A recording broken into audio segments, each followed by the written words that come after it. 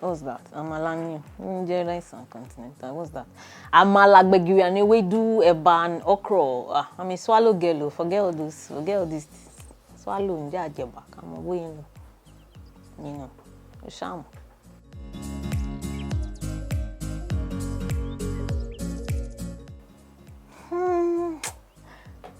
I can't say yes. You know why? Because you can just admire people from afar. Now that I am doing what I do, maybe before I started doing this work, because you can see people smiling with their dying inside. You can see a man who looks successful, who looks charismatic, who looks, but is the trauma that is following him. Do you understand? You can see a man who looks happy, who is crushing it, but his baggage, so I not anymore. Maybe before, you just admire people from afar. That, this guy knows what he's saying. Not anymore, because of what I do. As a therapist, you get to see people. You get to read people. When people talk to you, you know that this conversation is coming from, trauma, or this conversation is coming from lack of self-confidence. But the average person will not know. So I don't think there's nobody, because we are all human beings that are struggling. It took me long to understand this thing, but I know it now.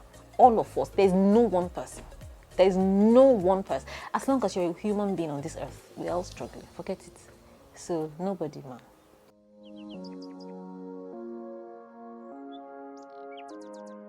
Okay, this is a very tricky question. One, because of my faith. I'm Christian, so, and I know what my faith says about that.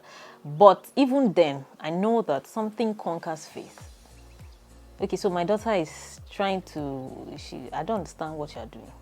She wants to know, are you planning to switch gender? Because she moved from where she was to, because when they asked this question, I don't understand it. So, but what I would ask, if my daughter, because obviously my daughter is Nigerian, my daughter is African, I would ask her or him that, are you truly ready for what you're about to do? Because you're going to be limited for the rest of your life, no matter where you live. You're going to lose a lot of family or members. You're going to lose a lot of friendships. You're going to have to go to therapy for the rest of your life, because of where you come from.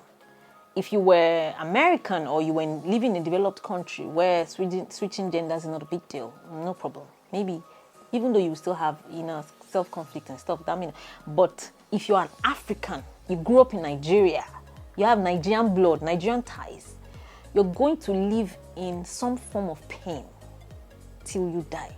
No matter how liberated you seem, no matter how excited you seem, no matter how happy. So because let me tell you, I cannot control what my children decide to do. I can't.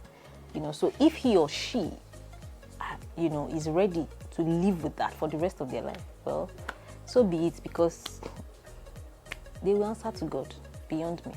So that's that.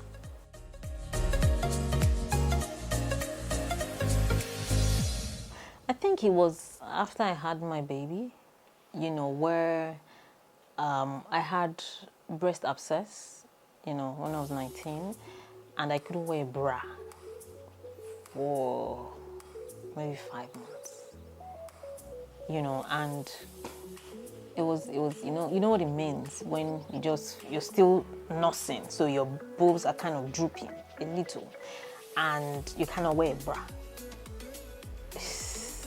Is damaging, and then my dad at the time would, talk about that, so ordinarily I was already damaged inside, feeling less of, who I am.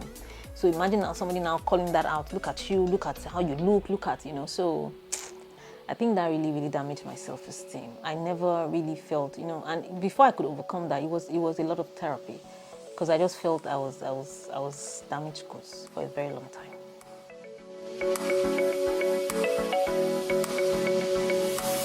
Oh yes. Because sometimes, let me tell you why. Number one, because you see people that are literally not doing it. They are famous. They are making money. I will be asking myself, are you sure this thing is something that you should be doing? Are you sure you should not switch? Are you sure you should not just look for a risto? or because you just see people who. I was talking with one of my mentors recently, and he was telling me that I don't want to mention the person's name, but he was, somebody in the industry. And like, this person is doing nonsense. Like, Lara, you should be famous because of what you're doing, because you're helping people. So sometimes, because the reward sometimes is not commensurate, with the work, because of where we are, and the level of understanding or education about therapy, in Nigeria. So sometimes you just, maybe when you have a need or when you feel like, but I know what I'm doing, but these people, they're not doing anything. Or what are they even doing?